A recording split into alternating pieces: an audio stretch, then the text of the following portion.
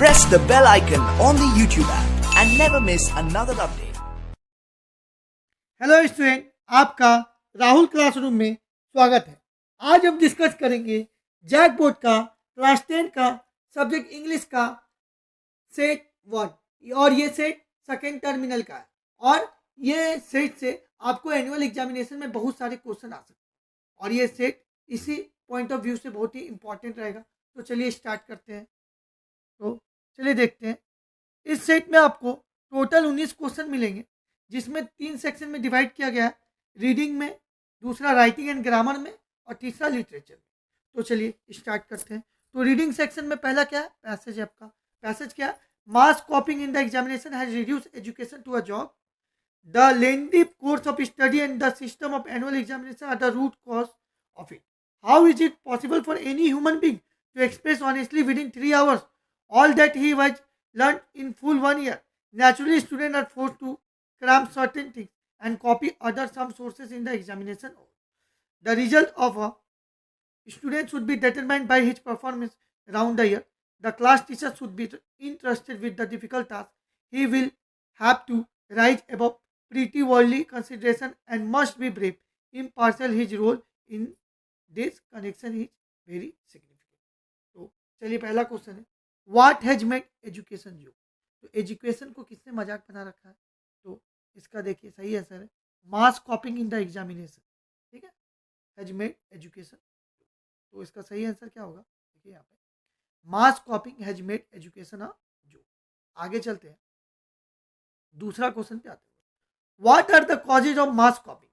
तो इसका आपका सही आंसर क्या है, देखिए यहाँ पे आते हैं, the lengthy course of study and the system of annual examination, जिसके कारण बच्चे कॉपी कर रहे हैं या चोरी कर रहे हैं एग्जामिनेशन हॉल में। चलिए आगे चलते हैं, how should the result of a student be determined. तो इसका सही आंसर क्या होगा आपका, his performance round the year. बच्चों लोगों का रिजल्ट कैसे तैयार किया जाए, उसके पूरे साल के परफॉर्मेंस। आगे चलते हैं, according to the passage what qualities are required of a teacher. Teacher में क्या क्वालिटी होनी चाहिए पैसेज के जो बताया जा रहा है पैसेज। तो चलिए देखते हैं, he must be brave and impartial. आगे चलते हैं, complete the sentence, how is it possible for any human being. तो देखते हैं हम लोग, देखिए यहाँ पे सेंटेंस मिल रहा है, यहाँ पे देख लीजिएगा आप, यहाँ पे how it is possible for any human being to express honestly within 3 years all that he has learned for 1 year। ये देखिए यहाँ से पूरा मिल रहा है। तो इसका सही आंसर क्या हो जाएगा आपका, देख लेते हैं, देखिए यही है, to express honestly within 3 hours all that he learn in full 1 year। आगे चलते हैं, mass copying in the examination dash. तो देखिए इसका तो आपका मिल जाएगा पहले ही, देख लीजिए यहाँ पे देखिए,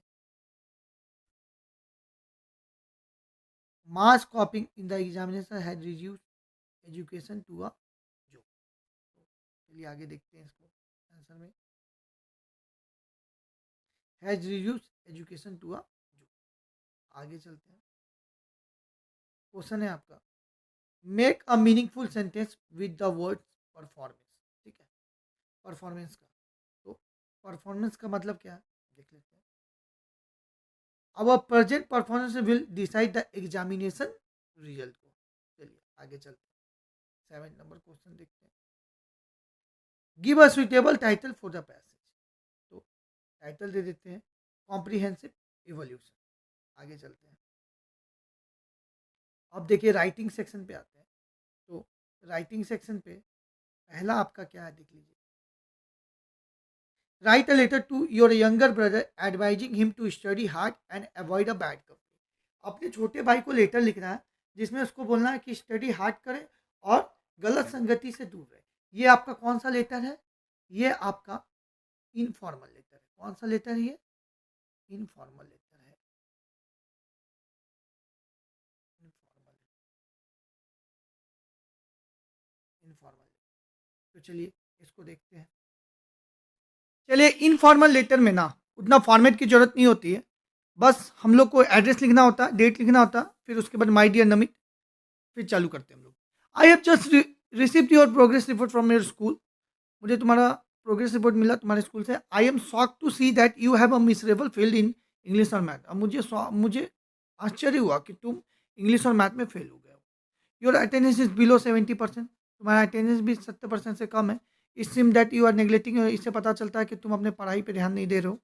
you have definitely fall in a bad company. तुम गलत संगत मुझे इससे लगता है कि तुम बहुत ही गलत संगति में पड़ गए हो। If this state of affairs continues you will fail in your final exam. ऐसा चलता रहा तो तुम फाइनल एग्जाम में फेल हो जाओगे।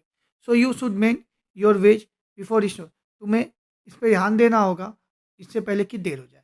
It is high time that you should avoid a bad company and pay attention towards your.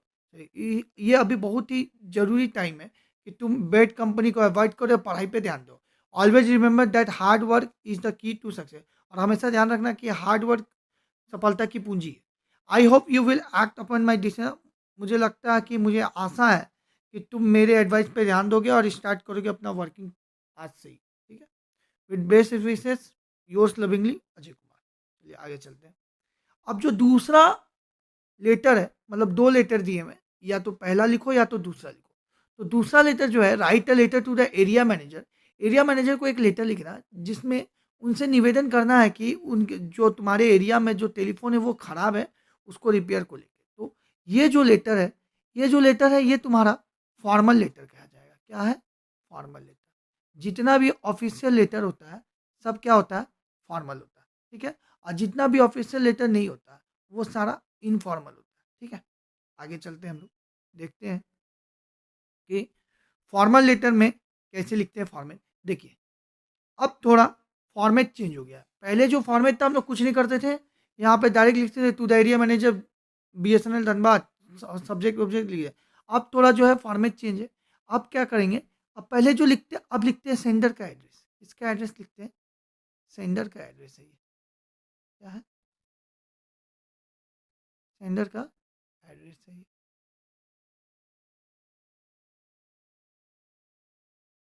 Address है। उसके बाद डेट लिखते हैं।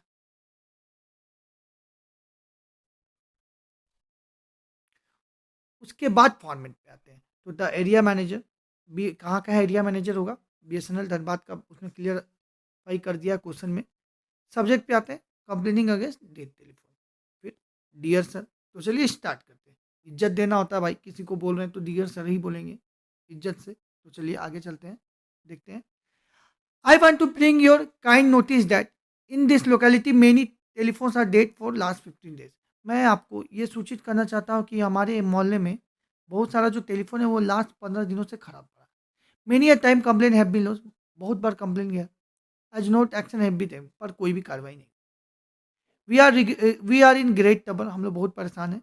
We have not been touch with our friends and relative. हम लोग ना अपने फ्रेंड और ना रिलेटिव से टच में हैं। There is no connection to get immediate news. और हम लोग का कोई भी कनेक्शन नहीं है जो इमीडिएट न्यूज हमें अवेलेबल हो जाए। Please look into the matter at once. कृपया करके एक बार ध्यान दे इस मैटर पे। Get the dead telephone repair. और जो खराब टेलीफोन है उसको ठीक करवाएं। Thanking you, yours faithfully Rakesh. चलिए आगे चलते हैं। अब 9 नंबर क्वेश्चन देखते हैं क्या है।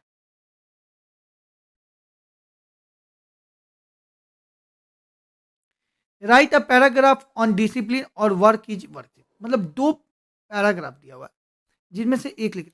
तो चलिए डिसिप्लिन को देख लेते हैं। डिसिप्लिन बहुत ही इंपॉर्टेंट रखता है सबके लाइफ में, स्टूडेंट के लाइफ में, सोल्जर्स के लाइफ में डिसिप्लिन तो बहुत ज़्यादा इंपॉर्टेंट रखता है। तो चलिए देख लेते हैं। Discipline means to follow good manner. तो अनुशासन का अर्थ है अच्छे संस्कारों का पालन करना। It is a great inner virtue of a man. यह एकाएक महान आंतरिक गुण है पुरुष के लिए। ठीक है। It makes a man adorable and apple of eyes. We cannot rise in life without it. It should be cultivated from our childhood. It has equal importance for everyone and everywhere. अनुशासन के बिना हम जीवन की कल्पना नहीं कर सकते हैं। यह मनुष्य को प्रशंसनीय और आंखों का तारा बनाता है। इसके बिना हम जीवन में नहीं उठ सकते। ठीक है। आगे चलते हैं। इन offices schools, homes, in the playground, parliament, be disciplined, be must. Office में, स्कूल में, होम में, प्लेग्राउंड में, पार्लियामेंट में डिसिप्लिन बहुत ही जरूरी है. Without discipline the progress will be block. बिना डिसिप्लिन के जो प्रोग्रेस है वो पूरा की पूरा तरह ब्लॉक हो जाता है. ठीक है. It promotes flow, feeling, intimacy and good relationship.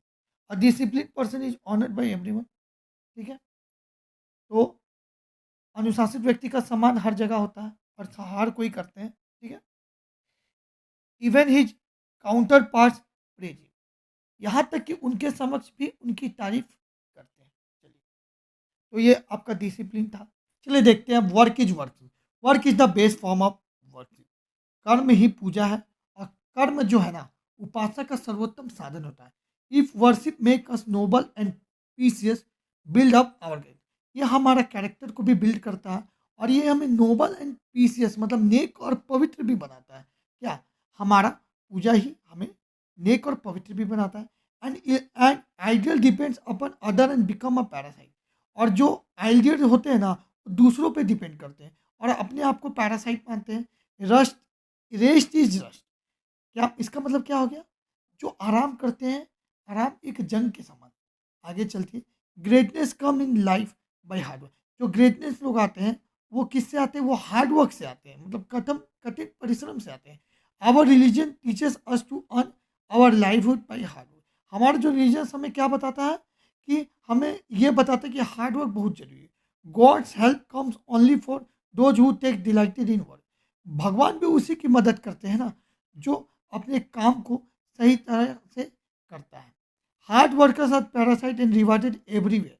जो कठिन परिश्रम करते हैं ना उसको हमेशा हर जगह ही रिवार्ड मिलता है. It is a only work that bring peace of mind and contentment in the heart. Work is a boon itself. It is only work that bring glory, salvation. It is well said, more your work better you feel due to success. You get by your work. When you feel better, you work more and more. ठीक है. तो ये आपका work is worship था.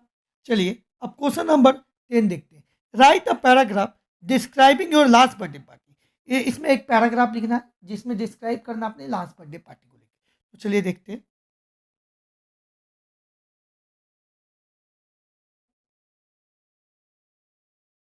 चलिए देखते हैं. तो पहले हेडिंग लिख देंगे लास्ट बर्थडे पार्टी. उसके बाद देखते हैं. To every child of the world birthday is a remarkable day. हर बच्चे के लिए उसका जो बर्थडे होता है वो एक उल्लेखनीय डे होता है. Everybody wants to pass this day with parents, relatives and friends in a joyous mood. हर कोई जो है ना वो अपना जो बर्थडे है अपने माता पिता, रिश्तेदारों, दोस्तों के साथ खुद खुशी के मूड में गुजारना चाहता है. ठीक है. I observe my 15 birthday. मतलब देखिए यहाँ पे कुछ दिन पहले मैंने अपना 15वां बर्थडे मनाया. ठीक है. The birthday was in 4 January. Birthday कब था उसका? 4 जनवरी को था. ठीक है. I observe the day by arranging a very colourful ceremony. मैंने एक बहुत ही रंगारंग समारोह आयोजित करने के दिन मनाया. ठीक है. उसमें क्या क्या था देख लीजिए. There were a cakes, flower, lots of guest in the ceremony. वहाँ पे केक था, फ्लावर्स था और बहुत सारे गेस्ट आए. I decorated my house very colourfully with flower, balloons and papers. मैंने अपना जो घर था उसको सजाया था किससे? फ्लावर से, बलून से, पेपर से. ठीक है. कलरफुल. ठीक है. I invited all my friends, relatives and neighbours. मैंने अपने सारे दोस्तों को बुलाया था, रिश्तेदारों को बुलाया था और अपने पड़ोसियों को बुलाया था. Everybody सैंग, dance and wish me good luck. सब ने गाना गाया, डांस किया और मुझे विश किया, गुड लक कहा. The day was a very different one. वो दिन बहुत ही अलग था. I will never forget the day. मैं वो दिन भूल नहीं सकता. I eagerly wait for this day every year. मैं हर साल इस दिन का वेट करता हूँ. I like to entertain everyone and have a party with them. मैं सबको इंटरटेन करता हूँ और पार्टी करता हूँ सबके साथ. ठीक है. चलिए आगे चलते हैं. अब देखते हैं fill in the blanks by choosing suitable option given in the bracket. तो mathematics that's considered to be difficult subject among student. तो इसका सही आंसर आपका क्या हो जाएगा? इज हो जाएगा। आगे चलते हैं। Neither of the boys dash in the class now. देखिए देखने से आपको हार्ड लगेगा, लेकिन नाइदर आइदर में हमेशा क्या लगता है, सिंगुलर वर्ब होता है तो ये हमेशा क्या होगा, इजी होगा। I bought the house dash belong to Shyama, तो इसमें क्या हो जाएगा आपका, विच हो जाएगा। क्या हो जाएगा आपका, विच हो जाएगा। ठीक, आगे चलते हैं हम लोग। Read the extract given below the answer to the question. तो चलिए देखते हैं। The smell of lips and leeches still reaches like a voice into the room, my head is full of spurs which tomorrow will be silent. तो देखिए पूछा है आपका इस स्टैंडर्ड से क्वेश्चन कि name the poem from where the this extract has been taken. तो इसका सही आंसर क्या है, द ट्री से लिया गया है इसको। ठीक है, आगे चलते हैं।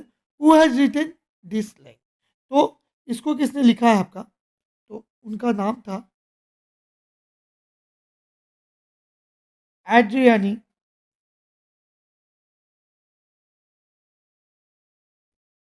रिच। आगे चलते हैं। What does the poet say about her, तो पोएट ने अपने हेड के बारे में क्या किया है, तो उसे बोला है कि हर head is full of whispers. क्या, फुल ऑफ विस्पर्स। तो इसका सही आंसर क्या है, फुल ऑफ विस्पर्स। आगे चलते हैं। Read the passage and answer the question. तो आंसर द क्वेश्चन पूछा है इसमें, देखते हैं। The baker is usually collected his bills at the end of the month. ठीक है, monthly accounts used to be recorded on some wall in pencil. Baking was indeed a profitable profession in the old days. तो पहला question है, where did the baker record his account. तो देखिए इसका सही answer क्या हो जाएगा, the baker record his account on some wall in pencil. देखिए क्या है, record on some wall in pencil. तो इसका क्या हो जाएगा सही आंसर, फर्स्ट वाला हो जाएगा। आगे चलते हैं। When did the baker collect his bill? तो the baker collect his bill at the end of the month। क्या, वो हमेशा महीने के लास्ट में लेता है, eight the end of the month. ठीक है, ये सेकंड वाले का।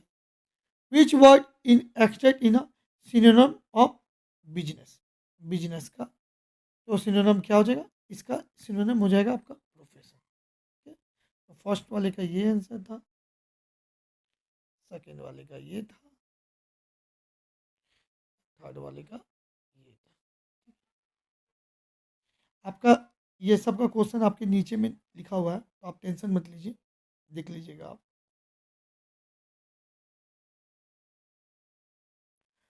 व्हाट मैसेज द पोएम, ठीक है, एनिमल विश टू कन्वे।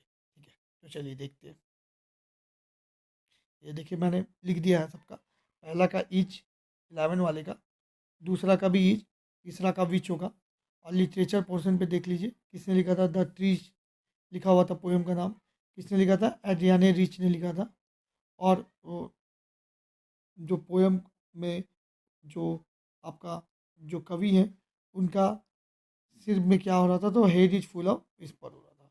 फिर उसके बाद देख लीजिए बेकर रिकॉर्ड क्या करता है, अपना account some wall in pencil करता है। ठीक है, the baker collect bill at the end of month लेता है।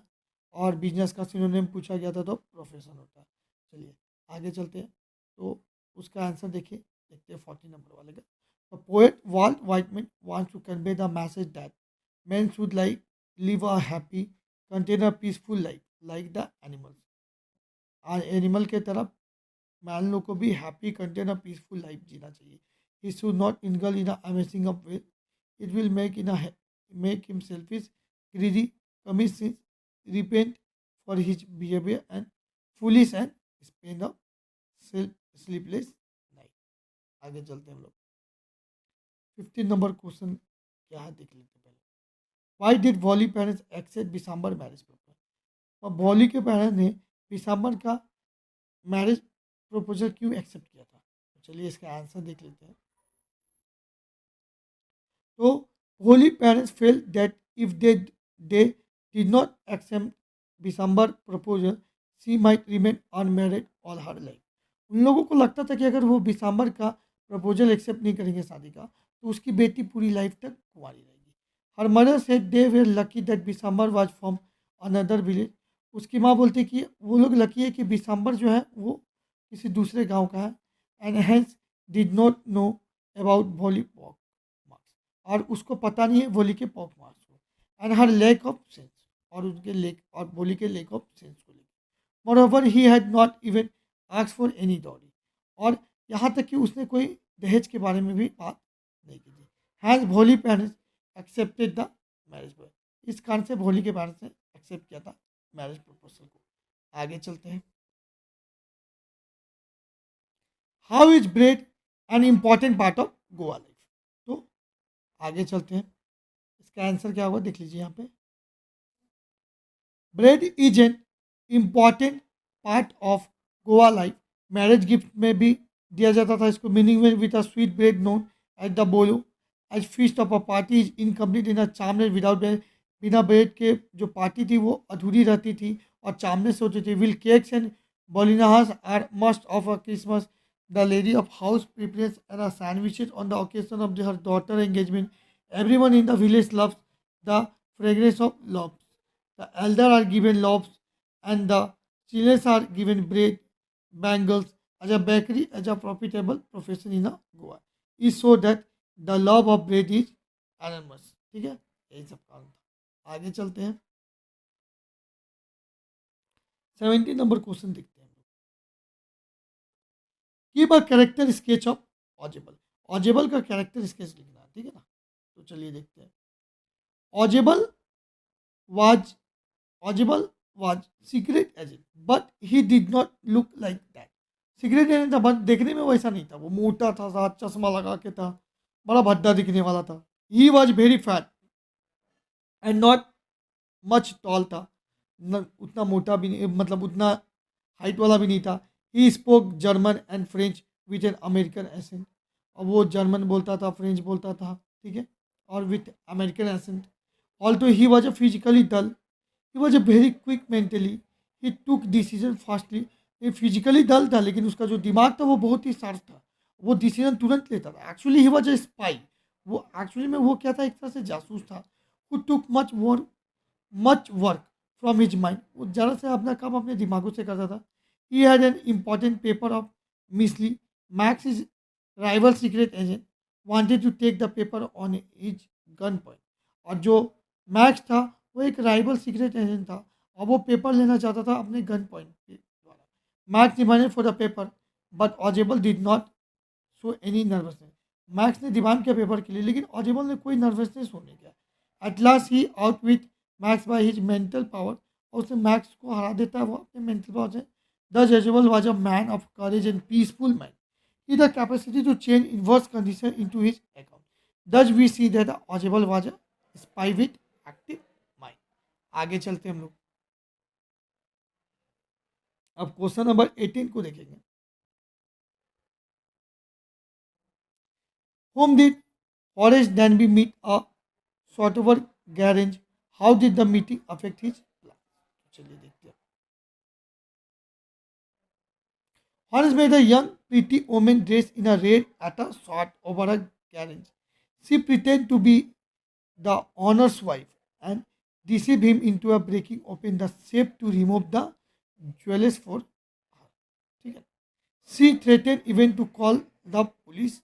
This meeting adversely affected his plans as he was not able to get away with the jewels. अब last question देख लेते हैं।